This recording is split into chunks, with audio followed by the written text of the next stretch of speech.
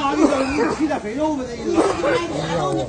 我啥肉啊？我这肉嘎嘎的，啥这个大肥油标，你看这么厚，我昨天就剩3块了，搁那挂着呢。还有那么干呢？是不是？把瘦肉吃没，那肥的来找我。那孩子，那你这些吃多少钱？孩子吃完就别来找来了。别来找的人，那知不知道点磕碜？谁不知道磕碜啊？你活到50多岁了，那人呢得讲道理，那头发都白了。你比我还白。我是买你回家，懂点人味儿，懂点人味儿。你懂点人味儿，你不能拿这玩意儿当25块钱卖。你嫌不嫌磕碜？我1个礼拜买一回，1个礼拜买一回。昨天把瘦的吃没了，拿肥的来找，啥玩意儿？孩子吃的就吃了。那有这么干的吗？我一看这，你要说切开了，我没想着你都拿，我整块全拿了。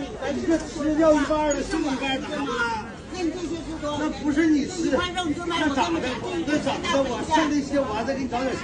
你香不香？我再买你家，我1个礼拜你上办公室找去吧。这么对待我？有人讲理，有讲理的地方。你上办公室把当官找来，你叫当官评个理。你这么干的？25块钱一条子，孩子就吃5、6块，剩钱剩他们香不香？我是来晚了，昨天就剩3条子了。好的人真是林子大，啥鸟都有。真是林子大，啥鸟都有，真不要脸！大肥油标你25块钱卖给我，你真不要脸！这老些人待着，谁不要脸吧？大伙看看这么多年，看谁把瘦的吃没，拿肥的来找，谁不要脸？5块3成的，谁不要脸？这么一点，你孩子吃你就狗吃的，你也不拿过来找来，知不知道？那你这个首先你不值25块钱，你不能这么卖我，知不知道？你知不知道？你啥肉啥价？瘦的吃没，你啥肉啥价？你这是25块钱卖我来了。我能拿瘦的咋寻思的呢？你这做买卖，我跟你说，一条子买卖，知不知道？